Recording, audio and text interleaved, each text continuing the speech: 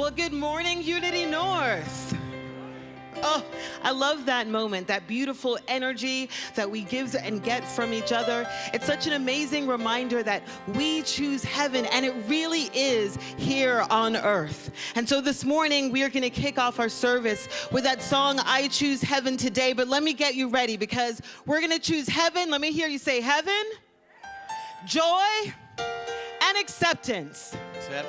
So stand if you're able, and if you're at home, open your hearts and get ready to receive.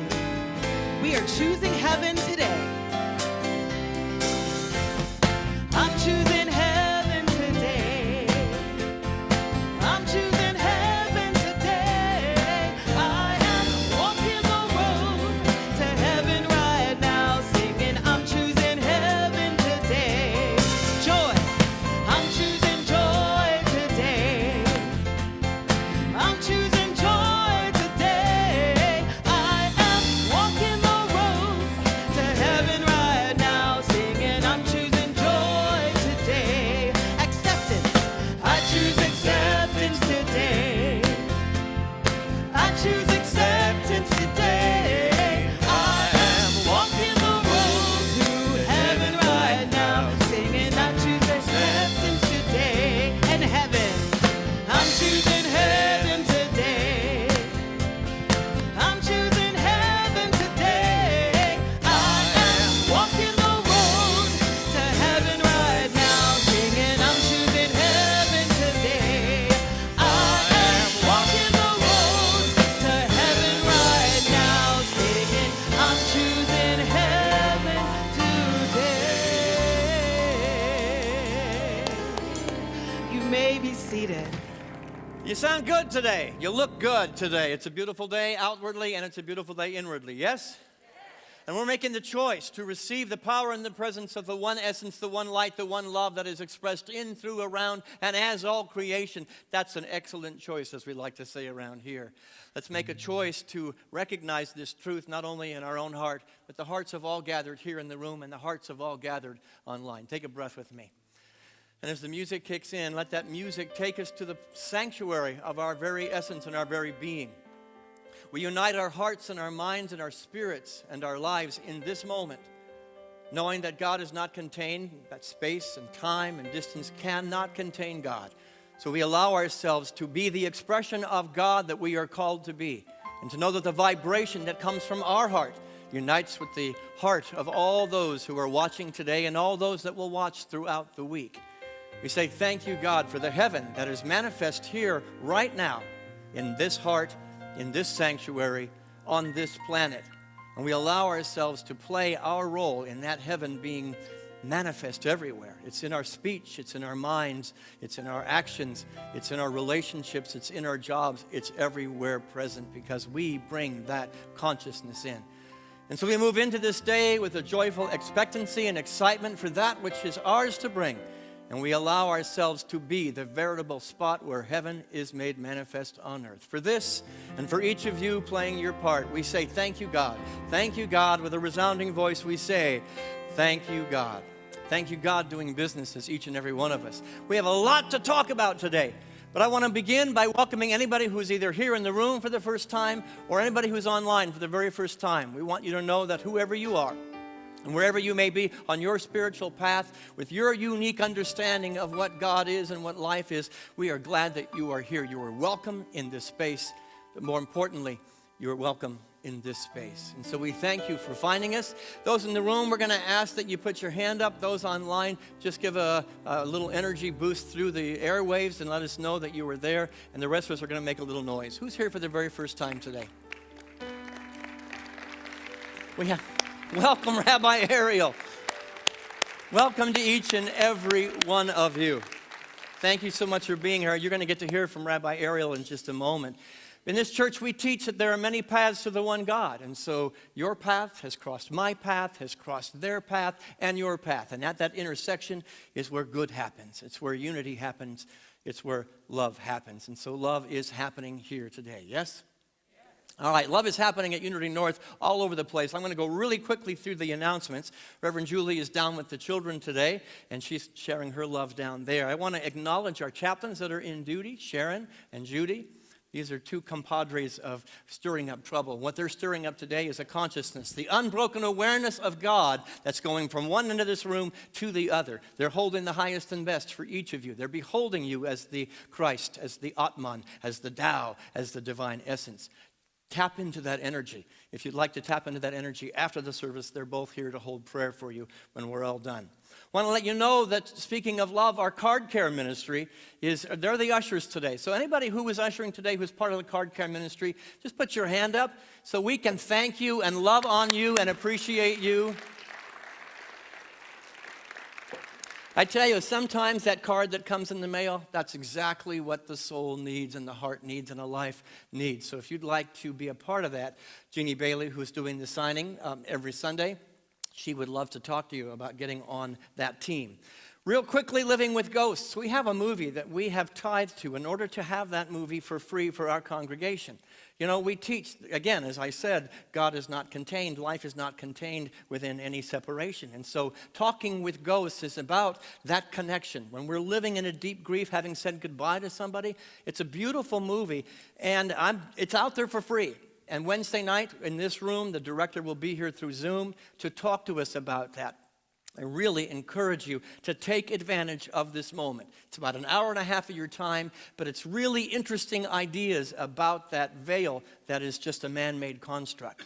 It's not woo-woo, it's not airy-fairy, it's not about ghosts, it's about intimacy, and it's about oneness. Please go to the Facebook page, go to the website, go anywhere and find that movie and give it a listen before Wednesday, because the link goes away.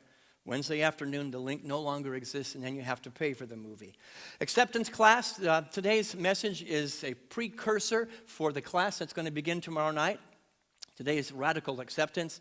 I won't be so radical in the class, but we're going to talk about the spiritual practice of acceptance in our lives. So if you like what I say today, please, there's still time to sign up for tomorrow's class. It's 4 weeks on Monday night. Unity Basics, those interested in membership, it's a requirement for membership. That's happening on February 12th. Get your name on the list. And let's see what else we have. Italian night. How many have ever met my friend Luigi? Luigi has been called back for a commander performance. He's going to be partnering with his brother Alamango, and we're putting on an Italian night where we're going to laugh, we're going to play, we're going to realize the spiritual practice of goofiness and silliness at the restaurant of life. That's going to be coming up on February 25th. You can't see it because we have one more week where our screens are not going to be operating. The projectors are coming back, and I want to thank you for your generous donations, because it was not cheap to fix those projectors. But they're going to come back possibly this week, but definitely one more Sunday where we won't be able to see the screens. Thank you for your patience as we're figuring it all out. Right now, I'm going to invite Rabbi Ariel to come up and be a part of our service today. You know, she's going to talk a little bit about how we found her and she found us and how we got to be here today. And when she walked in, I'd seen pictures of her as we talked on the phone. They're putting out young people in the Jewish movement. She looks like she's all of 17 or 18 years old, but she is a rabbi, and she is here to offer from her faith tradition, from her heart and her spirit, some beautiful music today. Please welcome Rabbi Ariel Volpe. Thank you, Reverend Richard. Believe it or not, I have 2 kids, so I'm definitely a few years beyond 17. But I am a newly minted rabbi out of rabbinical school 2 years ago and just moved to Atlanta during the pandemic. And so excited to be here and to share some Torah with you. So the song I'm bringing today is called Ruach Neshama. These are 2 Hebrew words, and they both refer to the soul. Ruach means soul, and it also means wind. Neshama means soul, and it means breath. And this connects back to our story of creation. One of the first lines in the Torah, in the Bible, says that the breath of God, Ruach Elohim merafechet al pnei ha-mamim, it blew over the depth, this primordial force of life. And then when Adam, the original earthling being, was created, God blew nishmat chayim, a breath of life, into Adam. This original force of life is what animated us, our ancestor. Adam made of earth, Adamah is earth, but then animated by the breath of life. And we know that it is this breath that animates us in every moment, right? And that connects us with all that is around us. Judaism has a very holy relationship with trees. In fact, we just had a few weeks ago the holiday of the trees called Tu B'Shvat, which we understand as the birthday of all trees. And on Tu B'Shvat, we plant a tree, we honor a tree, we tell stories of trees. And this connection with trees and with all of nature is a core part of the ancestral stories that both of our traditions come from, both Rabbinic Judaism of today and Christianity. Our ancestors had deep connections with the cycles of the earth, with the cycles of the seasons. And we know that today we find so much inspiration and connection with divinity in nature. And this song is really to honor that and to remind us of that. And the chorus is asking the Earth Mother, the source of that original Adam that was made from earth, to speak to us through the wind, through the ruach, through this breath that connects us with all of creation. Every time we breathe in, we are connected with the trees. We are connected with every living being. And this really opens up this expansive opportunity for us to ask for support, for answers to the big questions of our life in all of these elements of the world. Who here seeks answers in nature? Who here finds answers through song? Who looks for inspiration and for answers within their own soul?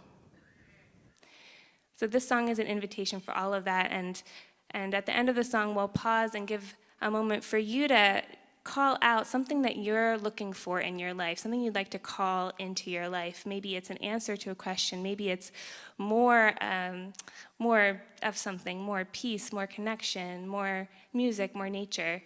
And so I hope that you'll join in your voice as we sing together. The two Hebrew words in the song are ruach, try that, ruach, neshama. Neshama. So now you know the Hebrew, and you can join in, and then we'll pause together, and I hope that you'll call out whatever is on your heart and mind and soul this morning.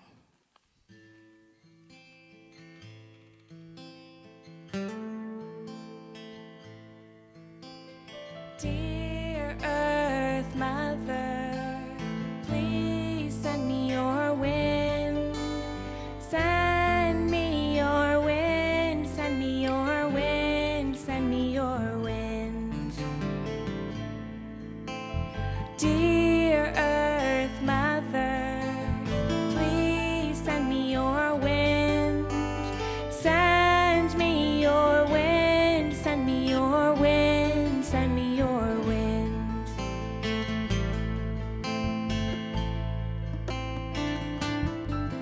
Oh, Ruach Neshama, Ruach Neshama, Ruach Neshama, Ruach Neshama, Ruach Neshama, Ruach Neshama, Ruach Neshama, Ruach Neshama.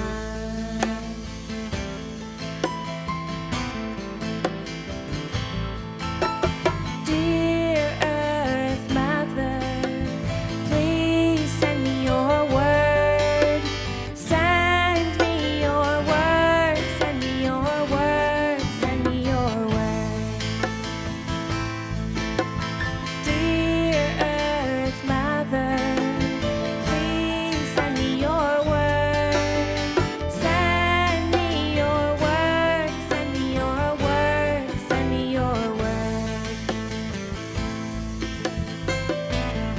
Ruach Neshama.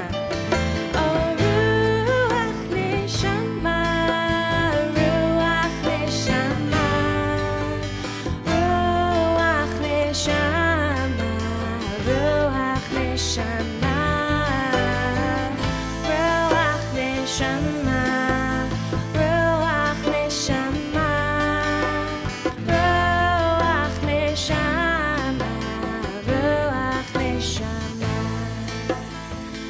some words of things you'd like to call into your life today.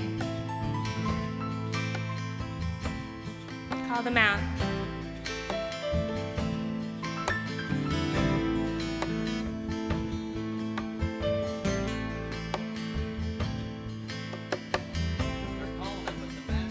You can go yell it out and just lower your mask for a second.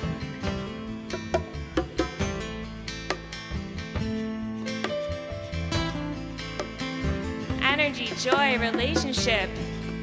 Beautiful. It's not just for me. Your neighbors are hearing you. That's enough. May all these requests and more be granted through our prayers, through our time together, through our music, through our song. Join in with me one last time.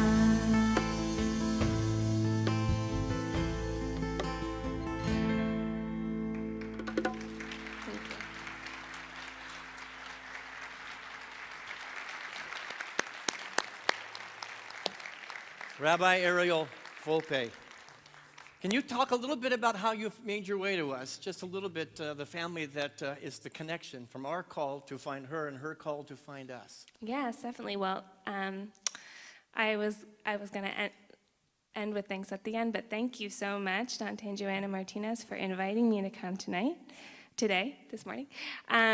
We met at a music venue that a friend of mine runs, and I performed some music from this album that I just released. That the song is, it's the title song of the album, and the whole album is really trying to expand what spirituality through a Jewish lens can mean as a woman, as a nature lover, as someone that pushes against some of the traditional limitations and structures of the Judaism that I was raised with, and really wants to open up what spirituality can be. So in the last 2 years, I've been working in Atlanta to try to create some spaces for alternative types of Jewish wisdom and musical, spiritual experience, especially in nature. And so that's so it's no accident that you're here, because that's what we do all the time. We stretch the apparently. boundaries and the walls of religion to open it up. So I'm so grateful that you are here, and especially bringing a divine feminine to the face of Judaism. We're going to talk a little bit about that today. She'll be back at the offering to give you another song. So thank you once again for being here. And thank you, Dante, for investing and allowing this to happen. It's no accident that she made her way to us. It's a divine appointment. You know, this call that she talked about, Ruach Neshama, forgive my pronunciation, is all about that original invitation. Life longing for itself, life looking for expression, and the presence of life and light and love and God, by whatever name you want to give it, breathed that essence into Adam, but into each and every one of us. And that's an invitation that didn't just happen one time and then suddenly, poof, everything happened. It's an ongoing circular expression. What Ariel talked about was a circle, a call that's put out, and then a call that is received. A desire that is put out, a prayer that is put out, and a desire and a prayer received back in this exchange of energy of all creation. It's put out to the earth, as the song says. Mother Earth provide for us. And Mother Earth, boy, that's what she does. Father, Son absolutely provides for us. It doesn't ask, give me something in return. It just knows to give that which our collective soul has asked for. It's about the higher energies from the essence of life itself, the one power and presence that is God, that is the Holy Spirit, which is the breath of life. And it's no accident that breath and spirit have the same etymology. They have the same root system. Spirit and breath are the same thing. Take a breath with me. That was an invitation. And then exhale. That was an invitation. And the breath itself is the answer to the invitation. Mother Earth knows only to provide. The heavenly energies that surround us, that are in this room, know only to provide that which we are calling for. Anybody look at the news lately? No. Anybody pay attention to what's happening in the human race lately? There is a great call coming out from the soul of our collective humanity.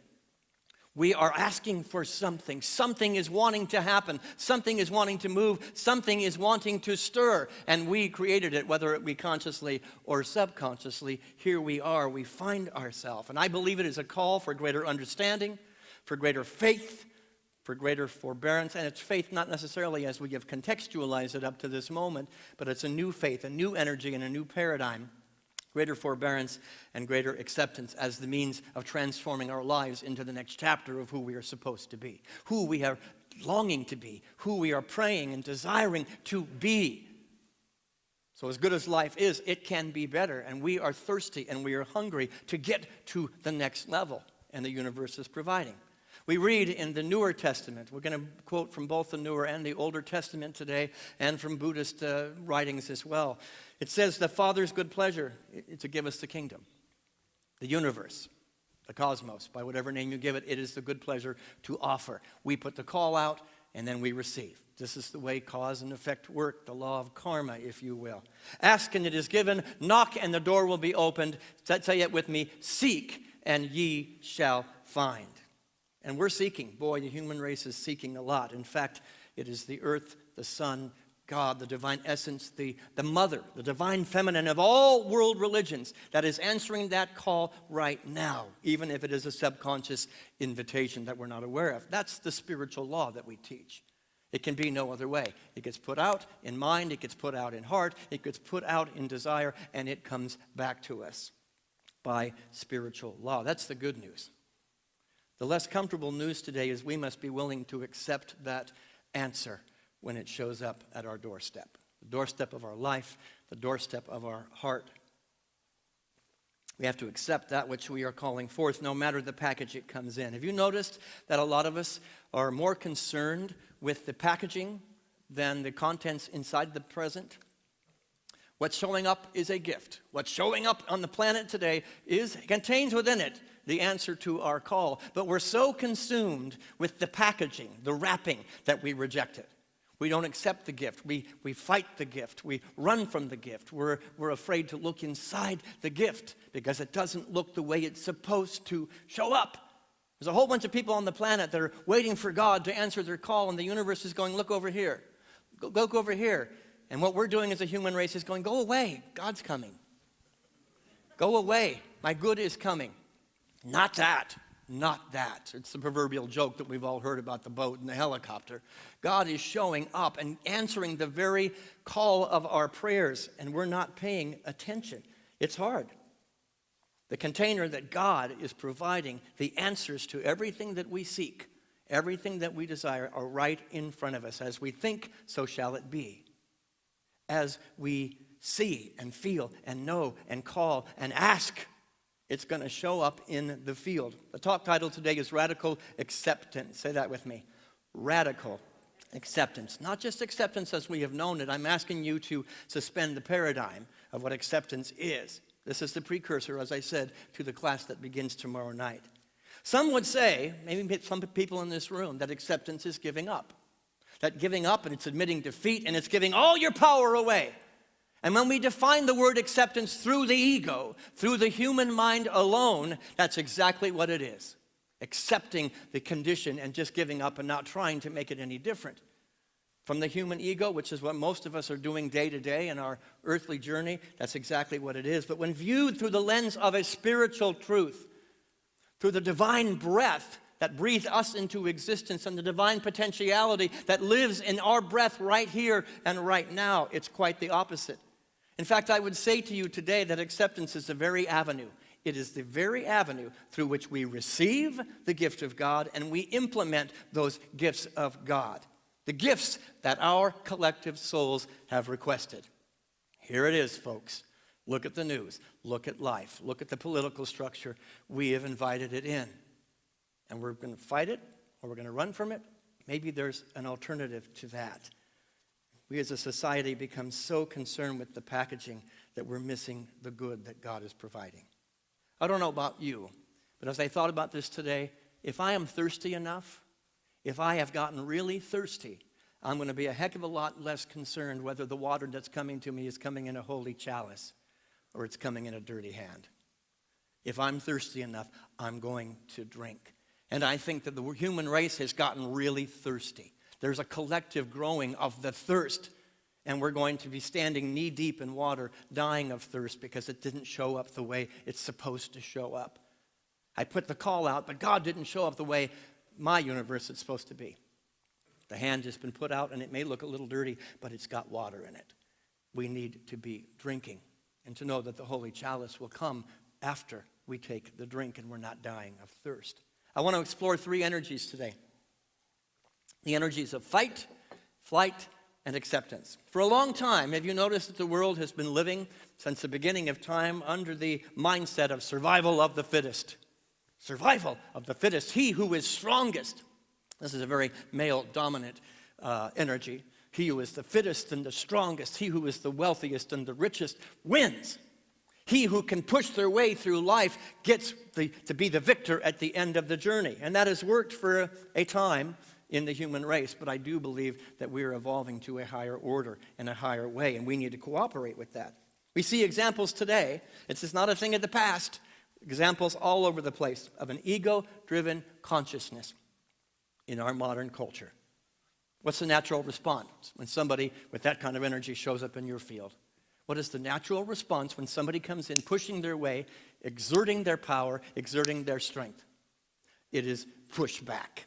Push back. That's what we do. It's what the human ego does. It's what the human mind does. We push back. So let me ask you, as Dr. Phil might, how's that working for us?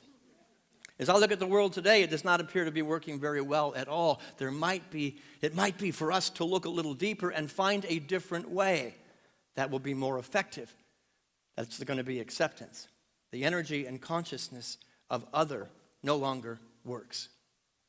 You know, we teach in unity, you all know this, what we resist, what? Persists. What we are resisting and pushing against is going to persist. So what does that mean? That means the energy of other, whether it be a person or a situation or a group of people, especially when other is contextualized as opponent. That's what the male mind does. Opponent. Or, let's take it to the next degree, enemy. The idea of you and me, us and them, is brought the world to the precipice of the need for a change. It's not working anymore. And here's what we know. As you think, so shall it be. As you see, so shall it be. So your holding of the energy of us and them, me and you, is perpetuating and absolutely allowing to persist the endless debate and argument and fight that's going on our planet today. Yes? How's that working for us? Well, it's working just the way spiritual law works. We're putting it out. We're putting a call. This is what I want to see, because you're holding the thought. You're inviting it into the environment. That's exactly what we get to see. And then we don't like what we see. Change your thinking. Change your life. For centuries, this kind of mindset has created endless wars. And not just wars on the battlefield of land, of Mother Earth. It's battlefield of our own psyche, our own internal being. You see, when I talk about the divine masculine, I'm not talking about men, although they have led the charge. It is the energy that is within us, where the ego finds its home. It's not a bad thing. I'm going to talk about that. It's not a bad thing, but I think it's time for it to take a back seat. It's time to step back a little bit. You see, we're making a move from what Finley Eversole, one of our teachers here, would say is from the Piscean age to the Aquarian age. The old thinking doesn't work anymore. So how exciting is it that we're in the midst of a renaissance, a revolution, if you will, a movement in consciousness that is showing up in the planet, and it doesn't look pretty. It looks like an outstretched, dirty hand, but it's got water in it. And we cannot fight it anymore. We need to be above it. We need to be at a higher vibration and energy. The Aquarian age is where strength and power come in a different form. It's in the form of collaboration. It's in the form of co-creation, of acceptance of each other as we move from a me-centric consciousness to a we-centric consciousness. You know, so many are saying, well, we say many paths, one God, many paths, one God, just not that one. I've made an exception to where I can find the face of the God, and it does not stand. It's a house built upon sand.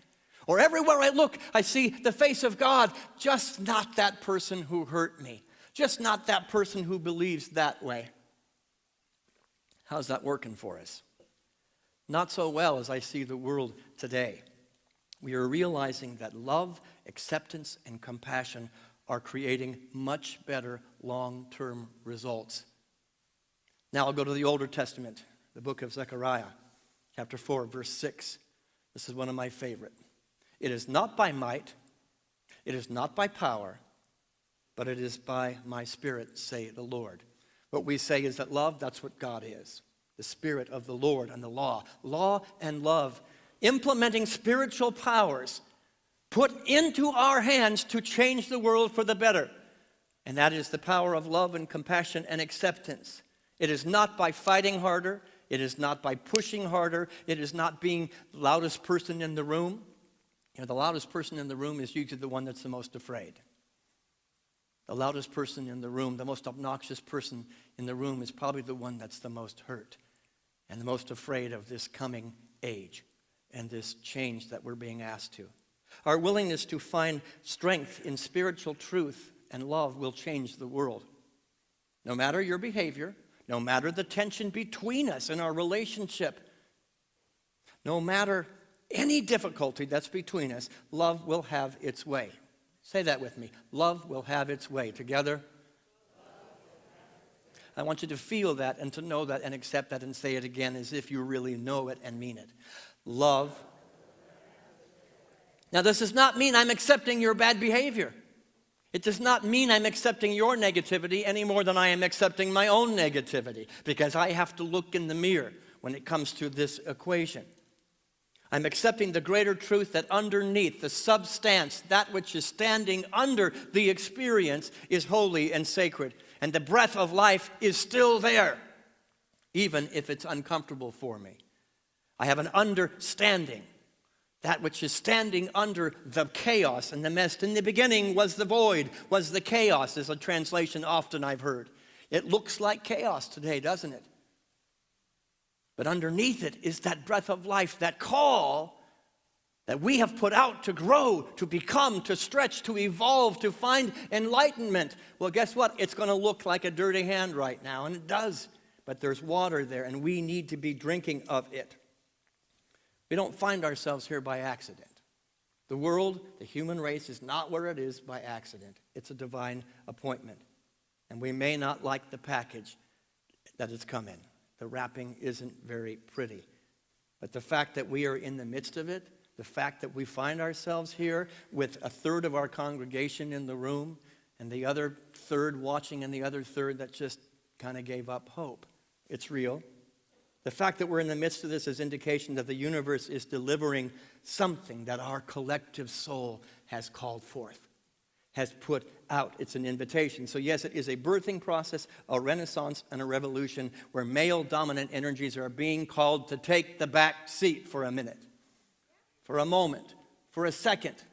It's always going to be finding its way of balance. I'm very Taoist at heart. It will find the balance. But the male energy and the fight response has led for way too long. The feminine energy is a greater, a gentler, less judgmental, more compassionate, more patient, non-competitive way of accepting life on life's terms.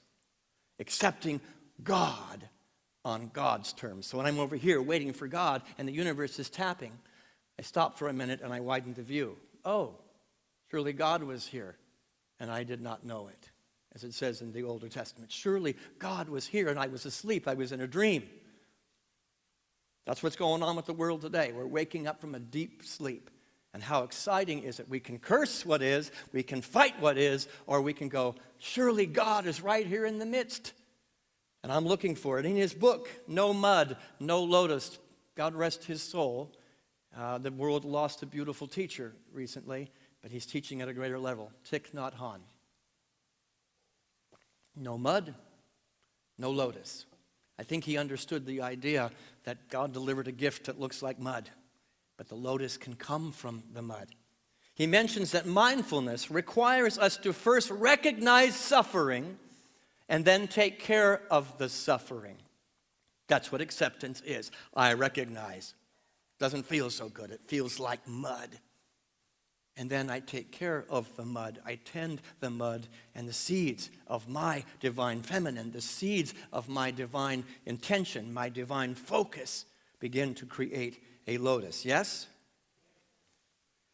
He says we're not meant to fight or suppress a feeling, but instead embrace the feeling and take care of it like a mother would a child. He's speaking about the divine feminine of each of us individually, including the men in the room, including me. He's speaking about the collective divine feminine of humanity, of creation. It's a call to move from resistance to acceptance. Breathe with me. What does a mother do when a child is hurt, when a child is angry, when a child is afraid, when a child has been injured? She wraps her arms around the child and transfers energy, a different energy. We're going to be okay. This is what a mom does. And suddenly, the kiss of a mom's kiss on the knee suddenly makes the pain go away. Isn't it a miracle? It never worked much for me because my mom never kissed my knee. But I did find the divine feminine in other people growing up, where when I was afraid and I was scared and I was lashing out, somebody wrapped their arms around me and said, we're going to get through this together. We're going to be okay. A divine feminine. And that face had male faces and female faces, both at the same time. We're not meant to fight. A call to move from resistance to acceptance. A mother transfers energy with that embrace. We are called as spiritual students, as spiritual aspirants, to transfer spiritual energy, to spiritually embrace those whose behavior doesn't look so good. So looking in this room, I know the eclectic political nature here, and we either like one guy or we like the other guy, but the reality is ours is to embrace spiritually from a higher order, a higher dimension.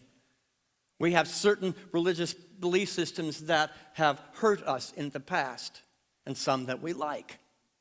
We come to our World Day of Prayer. It's really interesting to see that there can be 500 Buddha statues in the room because that feels good, and we have to beg to get Jesus in the room because Jesus hurt me. Well, it wasn't Jesus. It was the teaching of Jesus that hurt you, but you're holding on to an old story that needs to be released. You're fighting against Christianity that hurt you at one point, and you're missing the warm embrace. You are called to be the divine mother. You are called to be the divine feminine, to heal that wound and to go to a higher level. We transfer energy when we spiritually embrace those whose behavior indicates fear, pain, anger, and suffering. Suffering takes a lot of different forms. Have you noticed that? And let me tell you, just looking at my own life, suffering has taken the form of some bad behavior, some words that I wish I had not spoken, some attitudes and actions I wish I had not taken. There's a gift there. Rather than fighting and blaming myself and shaming and beating myself up, mea culpa, maybe I can sit in the fire and be refined. Maybe we, as a collective human race, can sit in the fire of what God has provided, get past the wrapping and open the box and go, oh, I get it now. God was here and I was missing it because I was fighting it and I didn't like it. Amen? Let's talk about the opposite of fight, which is where I spent most of my life. What is it? I mastered the art of running away. Something is uncomfortable, something doesn't feel good, and exit stage right, as Snagglepuss used to say. I mastered the art of flight, not necessarily physically running away, although I did that, and it didn't work so well. Nobody missed me.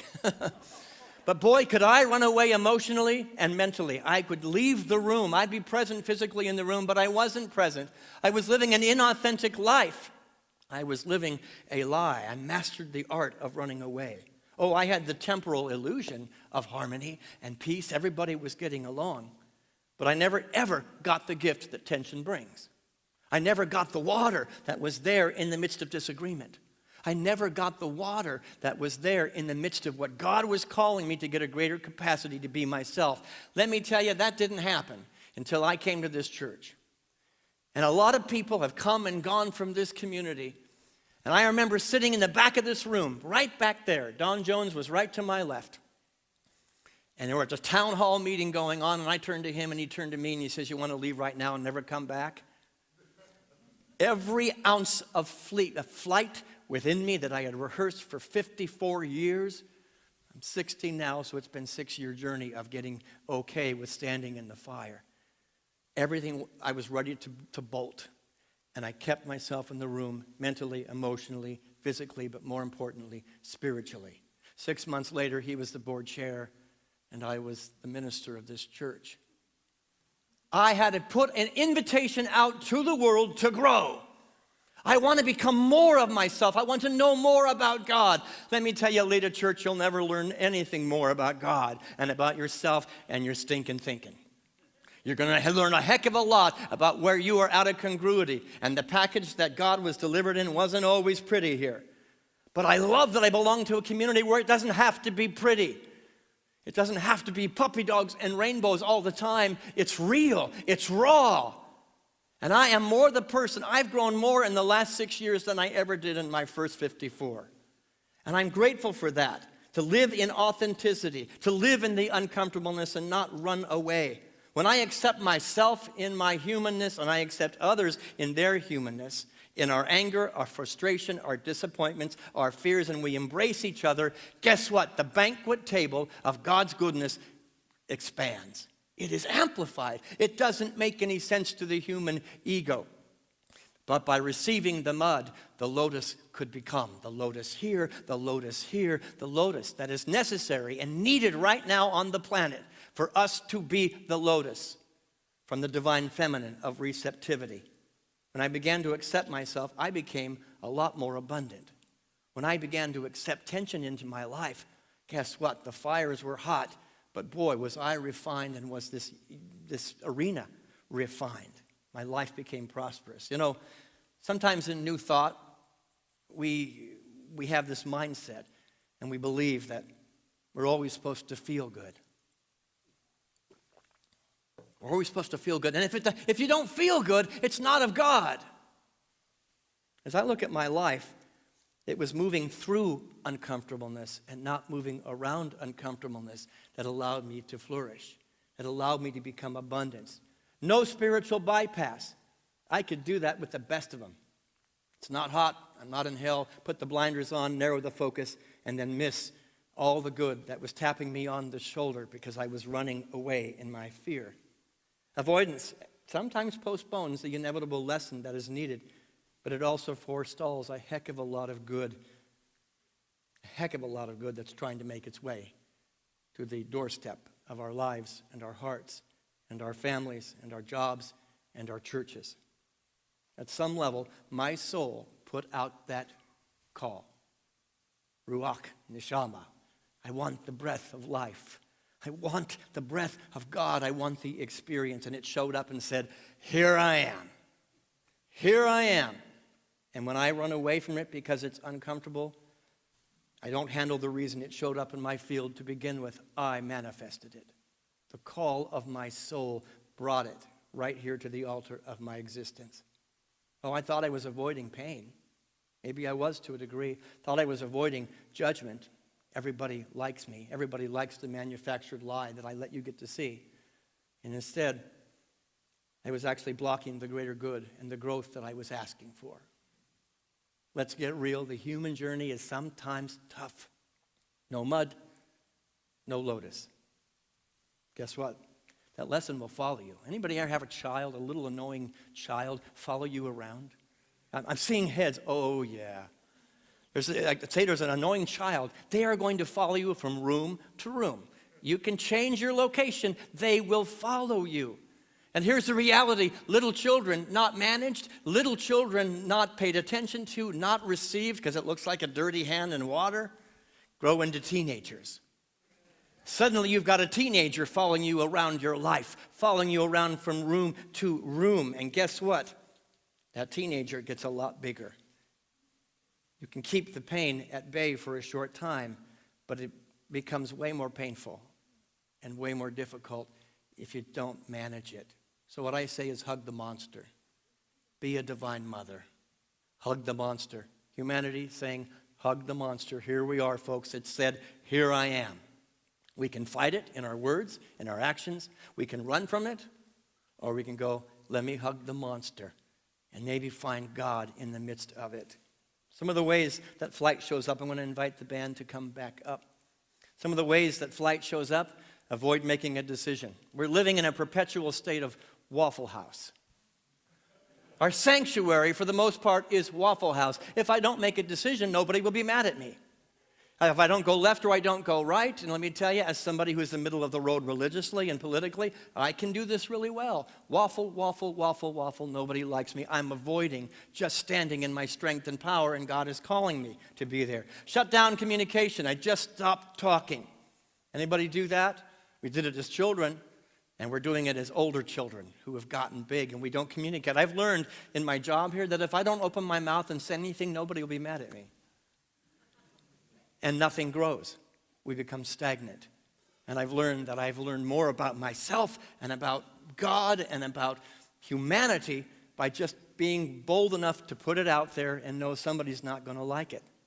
I was told in seminary that if I wasn't ticking somebody off every week, I wasn't doing my job.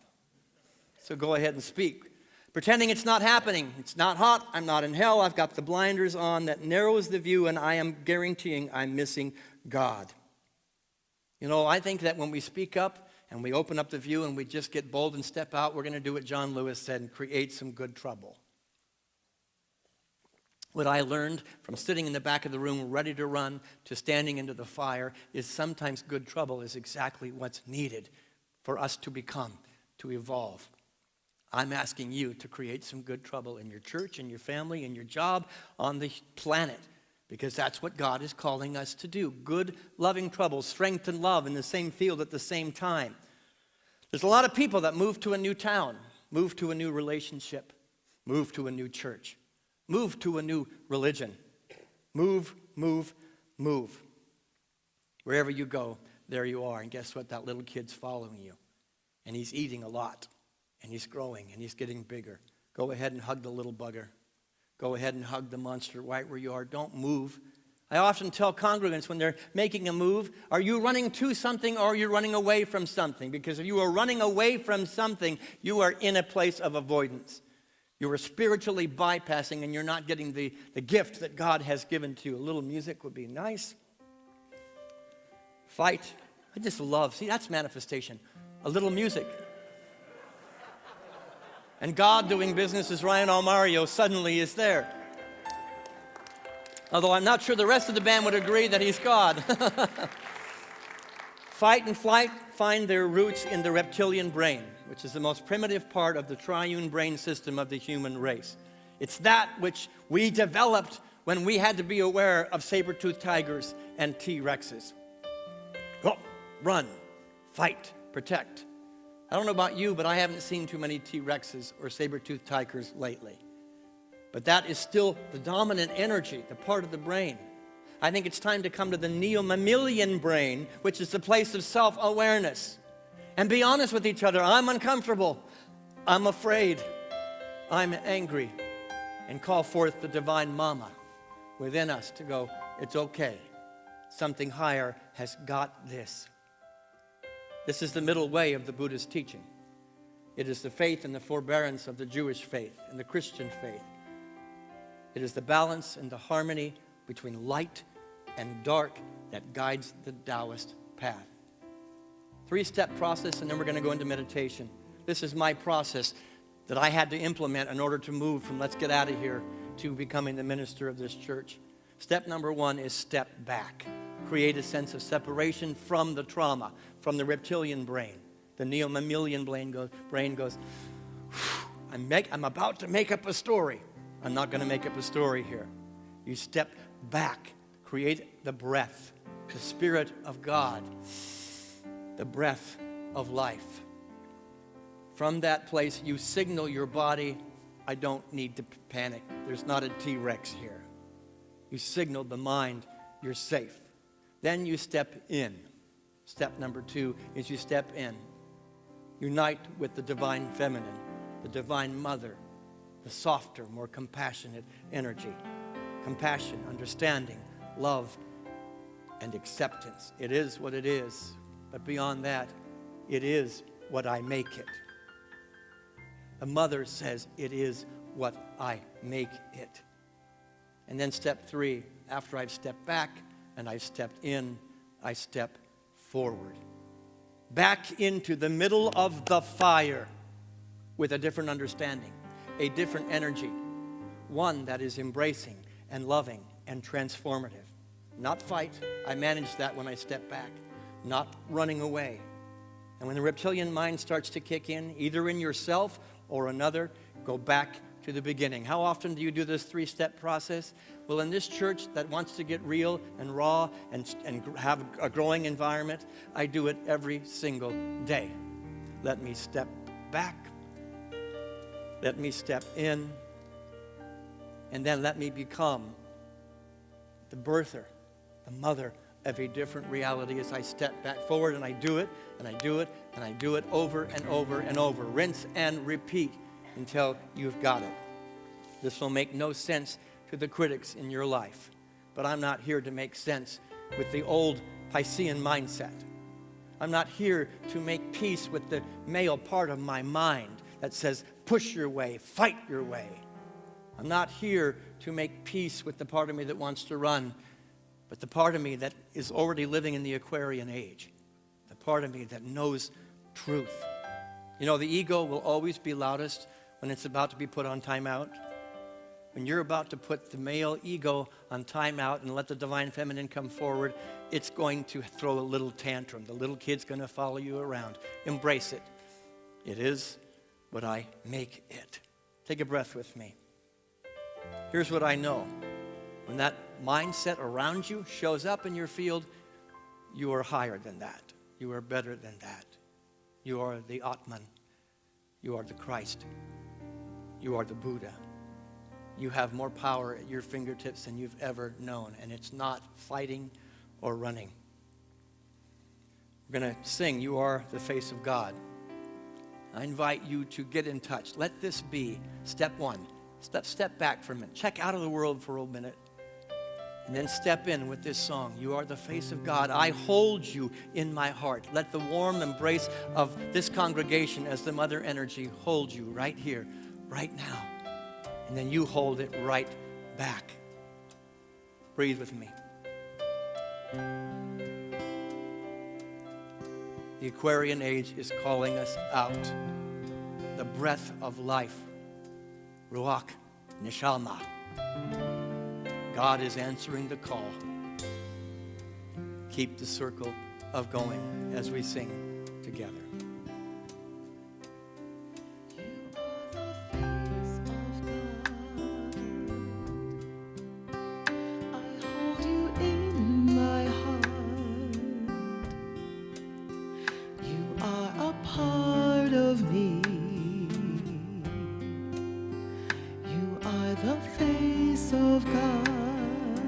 Sing with us.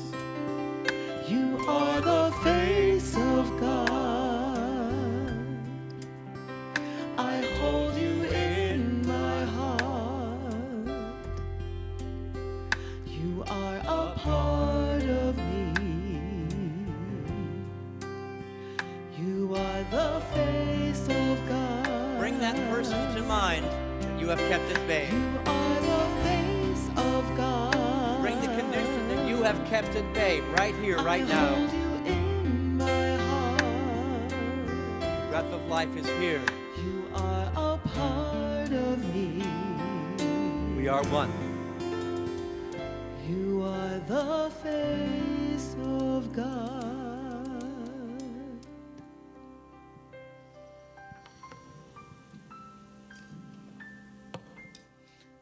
I invite you at this time to sit tall and well.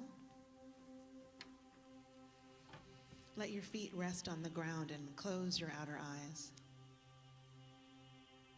Aware of your body, aware of the ability to move your body, but that you're not using that ability at this time. Aware of stillness. Stillness washing over every cell, the body integrated and whole in stillness. Then spending a few moments connecting with the breath. The breath that we've spoken about in the sermon and cherished in song. 20,000 breaths come and go every day, but many of them unnoticed. Ruach, neshama. Ruh in Islam. Soham in yoga. Spiritus Sancti. Breathing deeply, reversing the fight or flight. And now space opening up in the creative mind for you to visualize. Visualize the divine. Visualizing the divine as cosmos, the universe, the divine womb, the absolute embodiment of raw creative energy. Breathe and see this image of the divine swirling in your mind's eye. It may be very clear or a little muddled. You cannot do this wrong. But breathe and see the divine as infinite birth, infinite spark, infinite zeal. Then you turn your mind's eye, and now you visualize the divine as divine goddess, as the actual earth that you walk on. Pachamama, Gaia. This aspect of the divine, the embodiment of generosity and sacrifice, giving, being the food that you eat and the ground that you step on. Breathe and see the aspect of the divine manifest in this face.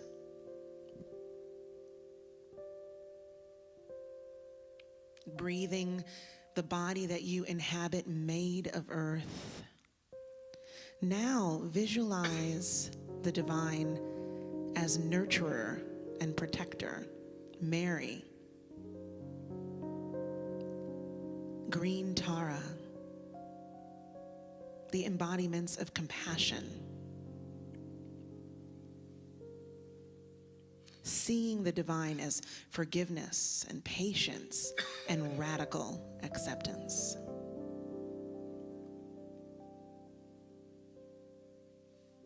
Then again, breathe. Continue letting your body be held by the chair. And see in your mind's eye now your own face.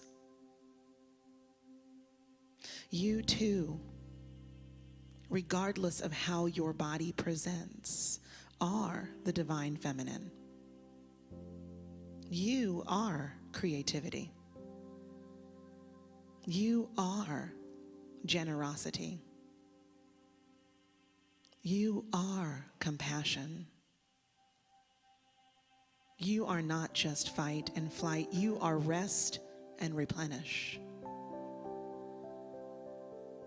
for the next few moments, be that and remain in the space of silence, which is your true nature.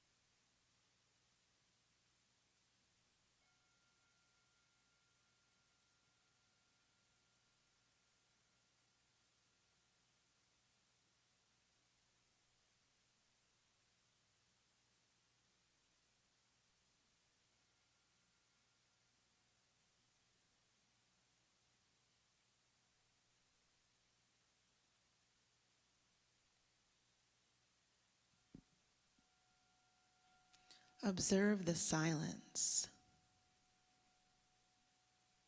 which is one and the same as the center of consciousness. Reflect on the relative quietness of the mind at this time. Notice the smoothness of the breath. Feel the stillness of the body. Bring back the silence with you as you gently open your eyes.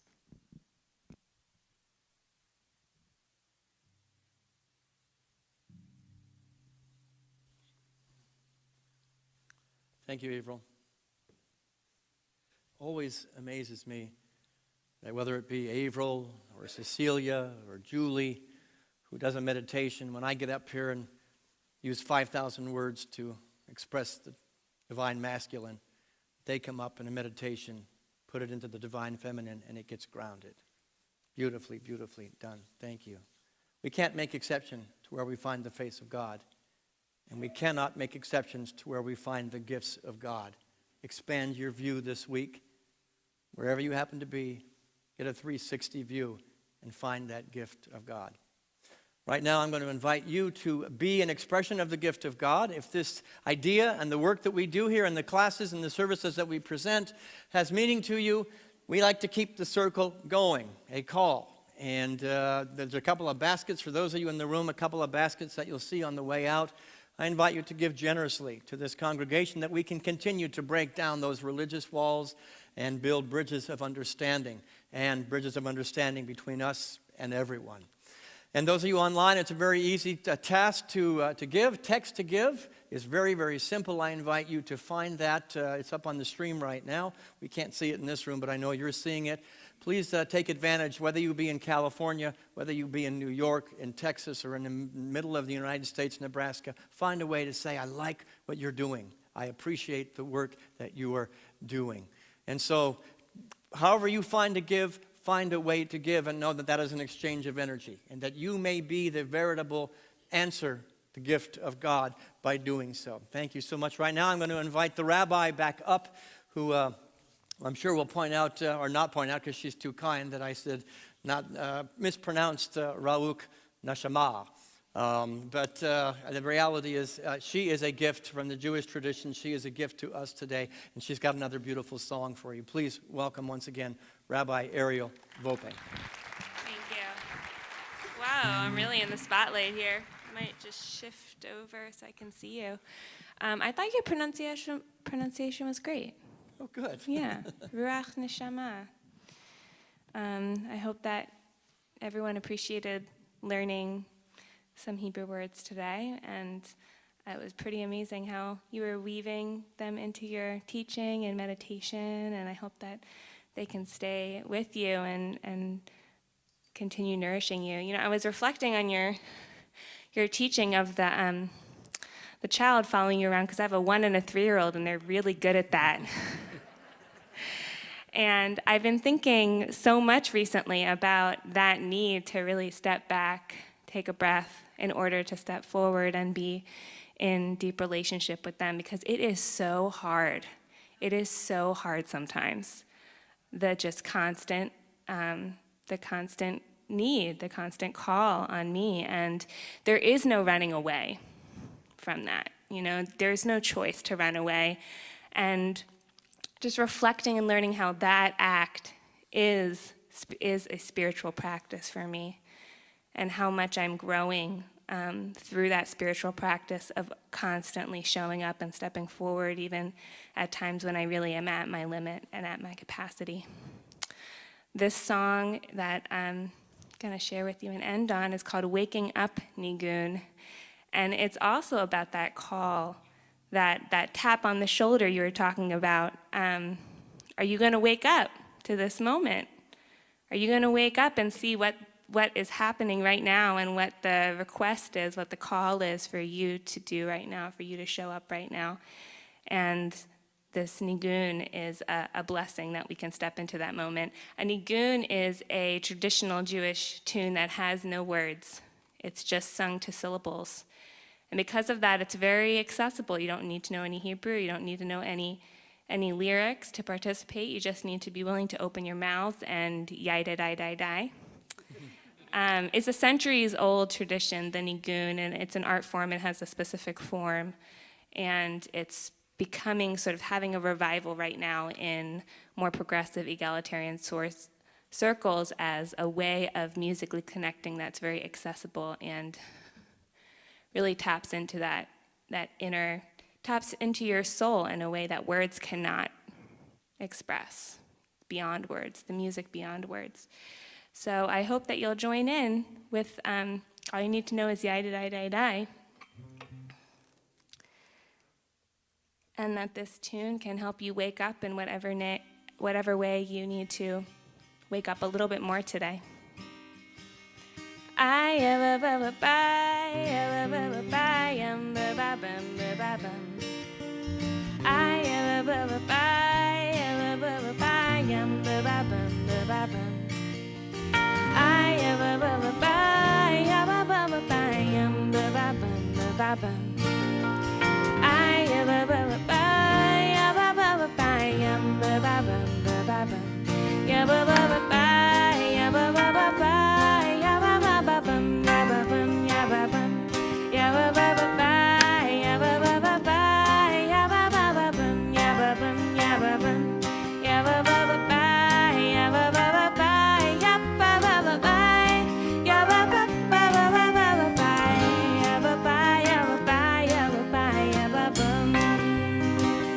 Try that.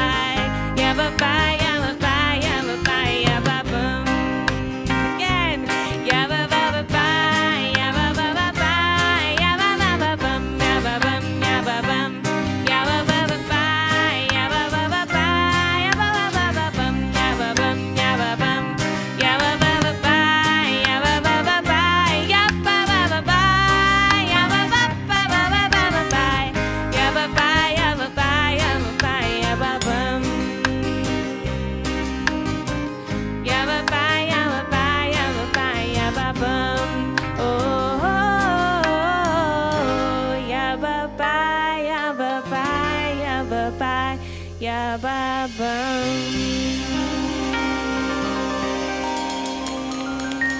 Beautiful, beautiful, beautiful. Thank you, Ariel.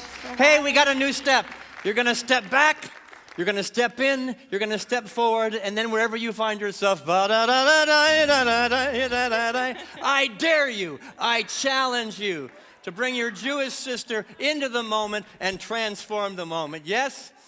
All right, we're going to end with a short little song, and I thank you for the love you give to me, and thank you for the love that you let me be. If this idea and topic today has meaning to you, sign up for the class that begins tomorrow night. Radical acceptance.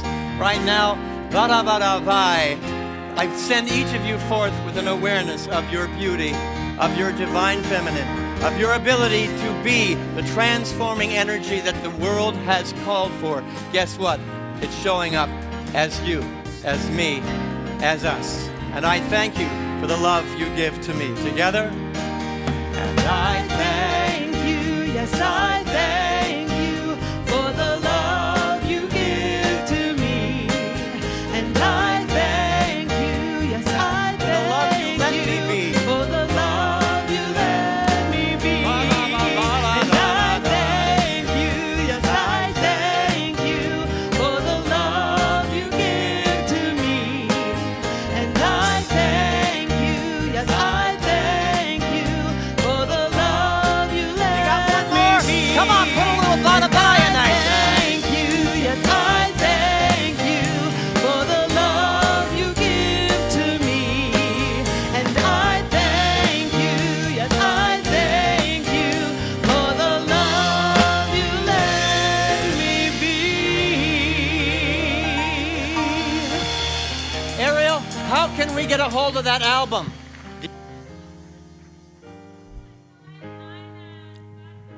If you want to get her music, go talk to her and find out where you can find her music. All right, only one thing I have left to say. Go 49ers. Have a blessed and beautiful week. Thanks so much for being here.